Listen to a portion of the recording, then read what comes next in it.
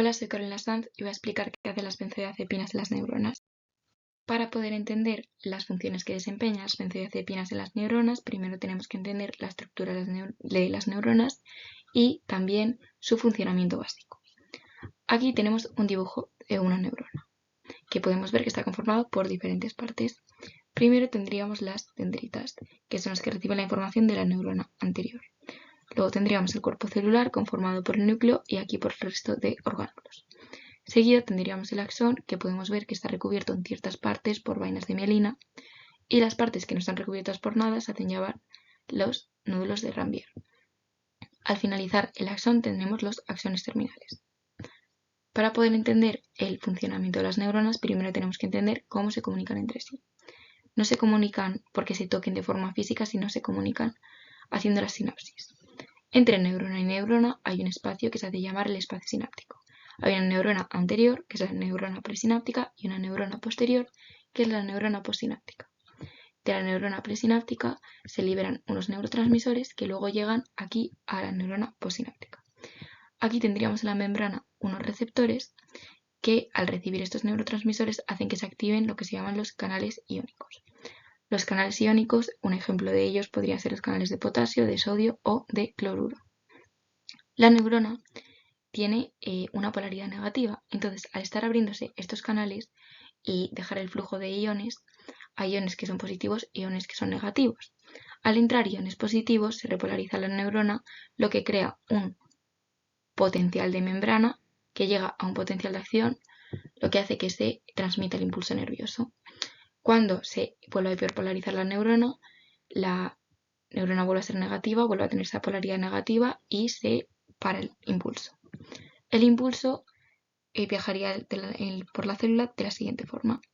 Vendría por aquí y cuando llega a la vaina de mielina, como está formada de lípido y no permite el paso del impulso nervioso, el impulso iría moviéndose de nódulo de Ranvier en nódulo de Ranvier en saltos, lo que hace que además el impulso vaya más rápido. Al llegar al axón terminal, aquí tendríamos unos neurotransmisores que se liberarían para comunicarse con la siguiente célula. Una vez entendido el funcionamiento de las neuronas, podemos entender qué hacen las benzodiazepinas. Primero de todo, se unen a los receptores GABA aumentando su actividad. Los receptores GABA son unas proteínas que podemos encontrar en la membrana de las neuronas y también en la membrana de otros tipos de células del sistema nervioso. Su activación produce una inhibición neuronal a través del flujo de iones cloruro que explicaré posteriormente. Los receptores GABA juegan un papel fundamental en la regulación del sistema nervioso, participando en la modulación de la excitabilidad neuronal, sincronización y regulación del estado de alerta y sueño. El rol del GABA es inhibir o reducir la actividad neuronal y juega un papel importante en el comportamiento, cognición y respuesta del cuerpo frente al estrés. También se sugiere que el GABA ayuda a controlar el miedo y la ansiedad cuando las neuronas se sobreexcitan. Por el otro lado, GABA también son unos neurotransmisores.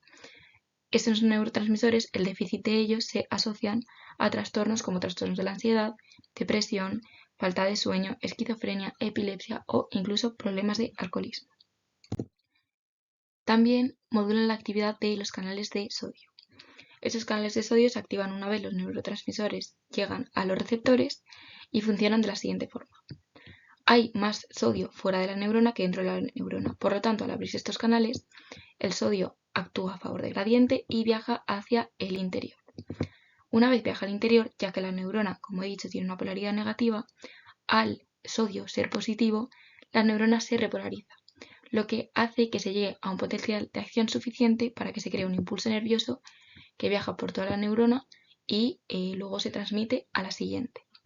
Prácticamente el modular la actividad de estos canales lo que está haciendo es modular la actividad del impulso nervioso. 3. Inhibición de la liberación de neurotransmisores excitadores como por ejemplo el glutamato y el aspartato, lo que reduce la estimulación neuronal y la actividad de estas mismas. 4. Vale, el 4 tiene mucho que ver con el 1, ya que cuando los neurotransmisores se unen a los receptores GABA es cuando los canales de cloro se abren. Entonces, bueno, 4. Aumento de la conductancia de los canales de cloro. Al abrirse los canales de cloro, al haber también más cloro fuera que dentro de la neurona, el cloro viaja al interior volviendo a hiperpolarizar la neurona, lo que hace que vuelva a su estado natural, que es tener una polaridad negativa. Al llegar a su estado natural, el potencial de membrana baja, no se llega al potencial de acción, entonces se para el impulso nervioso, lo que hace que la neurona se quede tranquila hasta que llegue un nuevo impulso. Al aumentar la conductancia de estos canales de cloro, lo que se hace realmente es que se aumenta el espacio de tiempo entre un impulso nervioso y entre otro. ¿Qué ocurre con el uso crónico de las benzodiazepinas? Primero, cambios en la plasticidad neuronal.